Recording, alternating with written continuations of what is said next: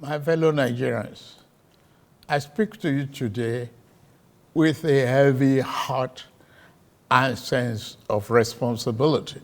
After days of nationwide protests against rising cost of living in the country, Nigeria's President Bola Tinubu, with a heavy heart, is forced to address a distressed Under these nation. circumstances, On the I protests hereby that has turned violent in many parts of the country, President Tinubu, in a 38-paragraph speech protesters delivered in and the 23 minutes, organizers called on not the to suspend protesters any to further immediately end protest. their protest and embrace dialogue to address their demands. I hereby enjoin protesters and the organizers to suspend any further protest and create room for dialogue, which I have always acceded to at the slightest opportunity. The president laments the violence and the avoidable loss of lives and destruction of property in the wake of the protest, stressing that as president, he cannot stand idly by and allow a few with clear political agenda tear the country apart.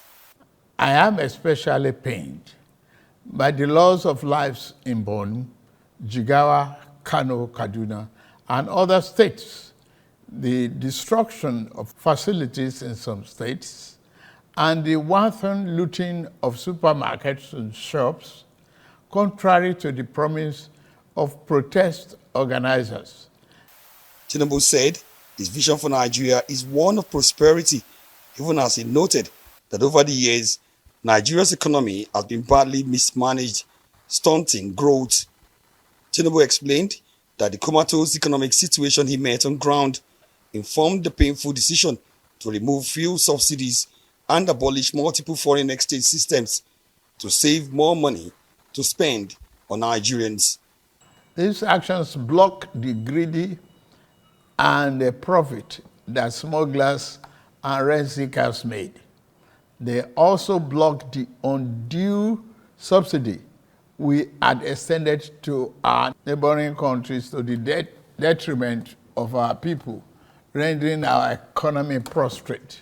According to Tinubu, Nigeria has made significant strides in rebuilding the economy, enumerating some of his administration's achievements in the last 1 year and 2 months.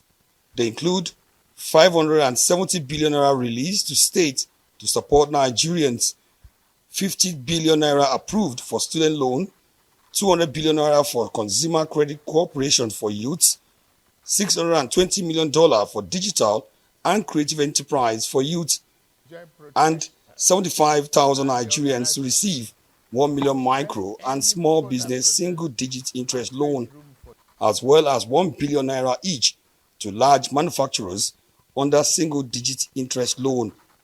They also include 10 micro, small, medium enterprise hubs built, creating 240,000 jobs. Others are 70,000 naira minimum wage for workers. Government revenue hitting over 9.1 trillion naira in first half of 2024, even as oil production increased to 1.61 million barrels per day. We have come this far, coming from a place where our country spent 97% of all our revenue on debt service. We have been able to reduce that to 68% in the last 13 months. We have also cleared legitimate outstanding foreign exchange obligations of about 5 billion without any adverse impact on our programs. The president also used the moment to draw attention to his development plans, starting with a 1,000 housing units of Renewed Hope Estate to be built in the 6 geopolitical zones of the country, another 100,000 units of housing to be delivered in 3 years, as well as to cultivate 10 million hectares of land, and the removal of tariff and import duties on rice, maize, wheat, and pharmaceutical as well as medical supplies for 6 months, among others.